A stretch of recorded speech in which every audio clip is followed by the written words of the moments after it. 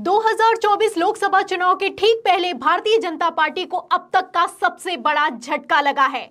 आपको बता दें, सुप्रीम कोर्ट ने एक ही झटके में मोदी सरकार की सारी दलीलों पर पानी फेर दिया।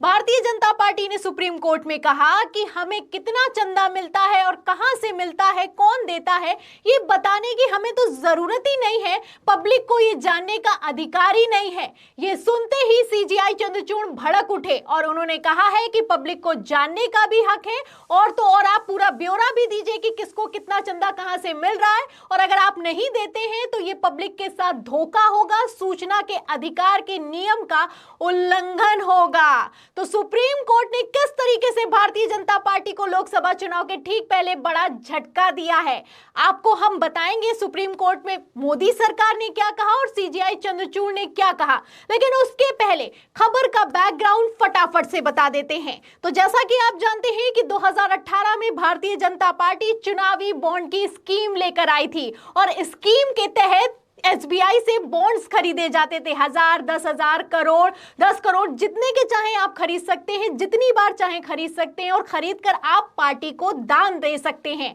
और पार्टी को जब आप दान देंगे तो ये बताने की जरूरत नहीं है पार्टी को कि किसने कितनी बार कितना चंदा किस पार्टी को दिया है। ये इस बॉन्ड का सबसे अहम नियम है। तो इसके तहत याचिका दाखिल की गई। जब याचिका सुप्रीम कोर्ट में दाखिल हुई तो भारत सरकार की तरफ से, या यूं कहें मोदी सरकार की तरफ से, जवाब निकलकर सामने आया कि हम नहीं बताएंगे कि हमको कितना चंदा कौन दे रहा है, क्योंकि पब्लिक को यह जानने का हक ही नहीं है। क्या कहा गया था पहले सुप्रीम कोर्ट में, सुनिए। देखिए, खबर में लिखा हुआ है एबीपी की, इलेक्टोरल बॉन्ड्स इशू, राजनीतिक दलों को मिले चंदे की जानकारी पाना नागरिकों का मौलिक अधिकार नहीं, सुप्रीम कोर्ट में बोली सरकार। तो अक्टूबर 2023 में मोदी सरकार की तरफ से जवाब दिया गया कि नागरिकों को, पब्लिक को ये जानने का हक नहीं है कि हमें कहां से कितना पैसा मिल रहा है। तो इस पर सीजीआई चंद्रचूड़ की खंडपीठ, जिसमें 5 जज शामिल थे, उस पर सुनवाई हुई और सुनवाई के दौरान कहा गया कि जानने का हक है और पूरा का पूरा जो ब्यौरा जानने का हक है, क्योंकि अगर आप किसी से कुछ लेते हैं तो जाहिर सी बात है कि उसकी तरफ फेवर करते हैं, और कौन कितना पैसा आपको दे रहा है अगर आप नहीं बताएंगे तो आप राजनीतिक दल होने के नाते उसको कितना फेवर कहां पर कर रहे हैं ये किसी को पता नहीं चलेगा, पहली बात। और दूसरी बात यह है कि अगर पता चल जाएगा, पब्लिक को भी पता चलेगा कि कौन कितना चंदा किसको दान दे रहा है, तो पब्लिक भी वोटिंग में उस अधिकार का प्रयोग कर सकती है। वो समझ सकती है, ये निर्णय ले सकती है आसानी से कि किस पार्टी को वोट करना है, किस पार्टी को वोट नहीं करना है। इसलिए सूचना के अधिकार के नियम के तहत बताना ही होगा कि किस पार्टी को किसने कितना चंदा दिया है। 2024 लोकसभा चुनाव के पहले यह सबसे बड़ा झटका है, क्योंकि चुनावी बॉन्ड स्कीम को जहां एक तरफ सीजीआई चंद्रचूड़ की तरफ से एक ही झटके में खत्म कर दिया गया है, वहीं दूसरी तरफ इसे असंवैधानिक भी करार दिया गया है। तो असंवैधानिक करार सिर्फ देकर सीजीआई चंद्रचूड़ ने इतनी सी टिप्पणी करके मोदी सरकार को नहीं छोड़ा, बल्कि जो जो कहा है वो अपने आप में काफी महत्वपूर्ण हो जाता है। महत्वपूर्ण इसलिए भी हो जाता है क्योंकि मोदी सरकार ये बताने के लिए नहीं तैयार है कि उसको कौन सी कंपनी, कौन सा कॉर्पोरेट घराना कितना चंदा दे रहा है और कितनी बार दे रहा है।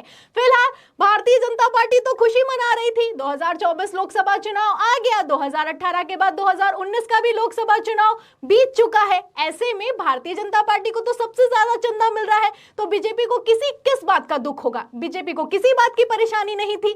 लेकिन 2024 लोकसभा चुनाव के पहले बीजेपी ने यह कभी नहीं सोचा होगा कि सीजीआई चंद्रचूड़ की खंडपीठ ऐसा फैसला सुनाएगी। सिर्फ फैसला ही नहीं सुनाएगी और तो और ब्यौरा भी मान लेगी कि पिछले 5 सालों में आपको चुनावी बॉन्ड से कितना पैसा किस दल ने दिया है, किस पार्टी ने दिया है और किस कॉर्पोरेट घराने ने दिया है, ये हमें बताया जाए। तो बीजेपी को कितना चंदा मिल रहा है वो भी मैं आपको फटाफट से बताती हूँ, सुनिएगा। जो आंकड़े हैं उसे सुनकर आपकी आंखें फटी की फटी रह जाएंगी। बीजेपी की अगर बात की जाए, इकलौती भारतीय जनता पार्टी की अगर बात की जाए, तो 10 गुना ज्यादा, दूसरे दलों से 10 गुना ज्यादा चंदा इनको मिल रहा है। खबर भी मौजूद है, खबर आप देखिए आज तक की। देखिए, इसमें लिखा है कि कांग्रेस से 10 गुना ज्यादा चंदा बीजेपी को, बसपा को 20,000 से ज्यादा एक भी डोनेशन नहीं। सबसे ज्यादा दिल्ली, फिर गुजरात से। तो गुजरात से चंदा आ रहा है, दिल्ली से आ रहा है, कहां से आ रहा है, कौन दे रहा है, नहीं पता, क्योंकि ये बेनामी चुनावी बॉन्ड लेकर आई भारतीय जनता पार्टी 2018 में। जब आई ये बॉन्ड लेकर, तब चुनाव आयोग की तरफ से और आरबीआई की तरफ से इसका विरोध भी किया गया, लेकिन फिर भी इसको मनी बिल बनाकर लॉन्च कर दिया गया। मनी बिल के तहत कानून बना दिया गया, और कानून आने के बाद से कितना तगड़ा खेला चल रहा है, इसका अंदाजा आप इस खबर से लगा सकते हैं कि बीजेपी को, इकलौती बीजेपी को 10 गुना ज्यादा फंडिंग मिल रही है। कितनी फंडिंग मिल रही है वो भी बताती हूं।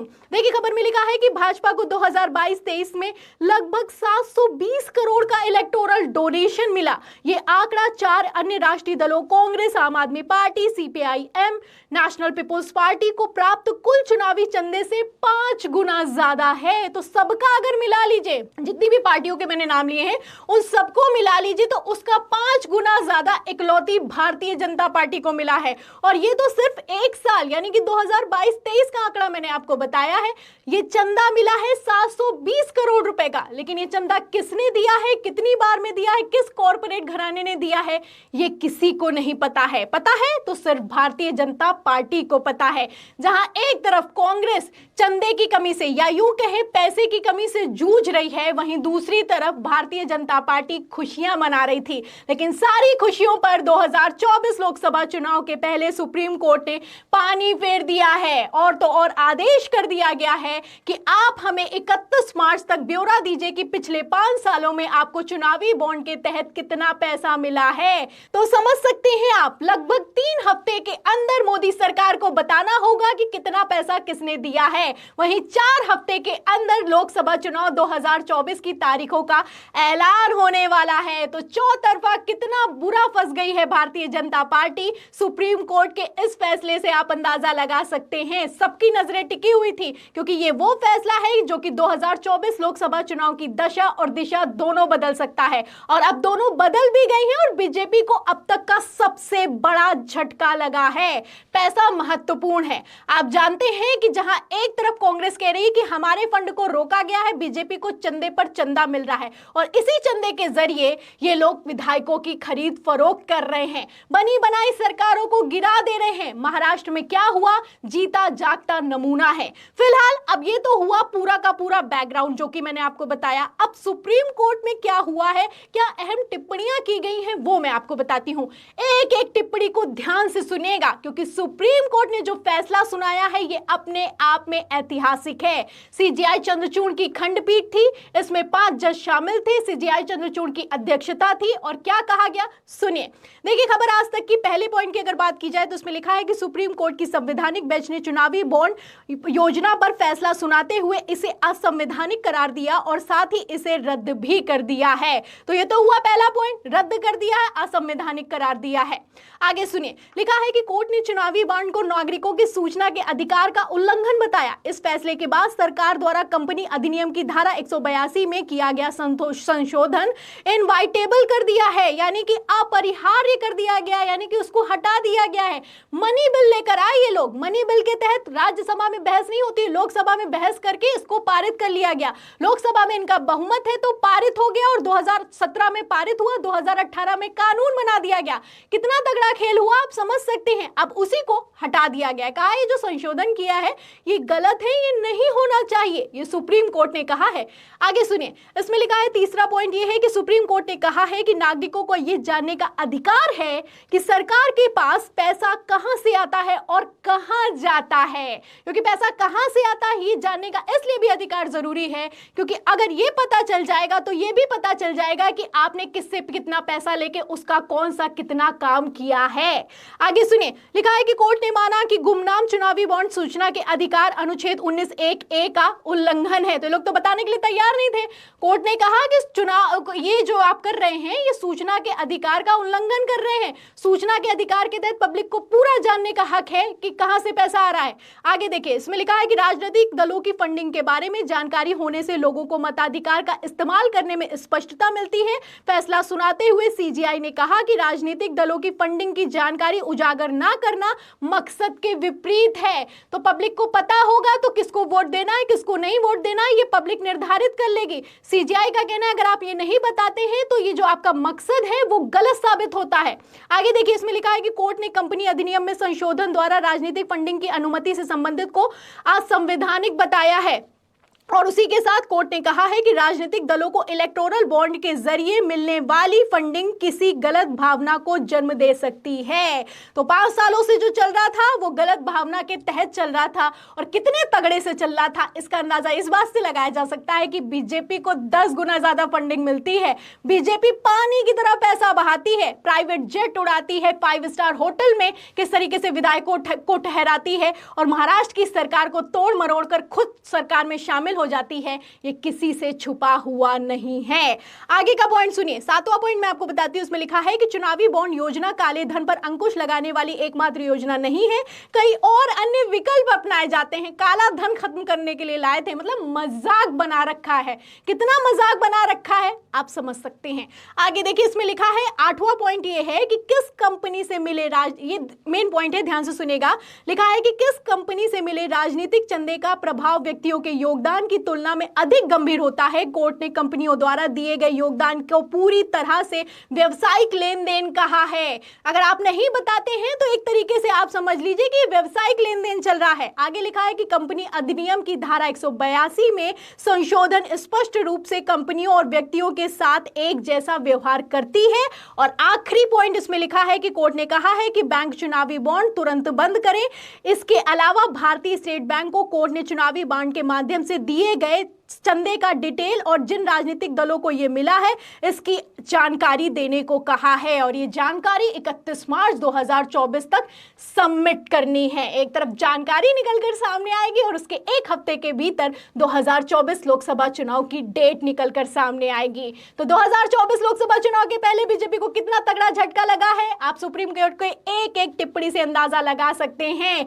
और इसके ऊपर सोने पर सुहागा ये हुआ है कि विपक्ष ने नहीं बल्कि बीजेपी के ही नेता ने प्रधानमंत्री नरेंद्र मोदी से सुप्रीम कोर्ट के फैसले के बाद इस्तीफा मांग लिया है। जहां एक तरफ इलेक्टोरल बॉन्ड रद्द हुए हैं, वहीं दूसरी तरफ सुब्रमण्यम स्वामी का कहना है कि जो ये इलेक्टोरल बॉन्ड लाए गए हैं ये प्रधानमंत्री नरेंद्र मोदी की एक पागलपन की लाई गई योजना है। ये बड़ा स्कैंडल है।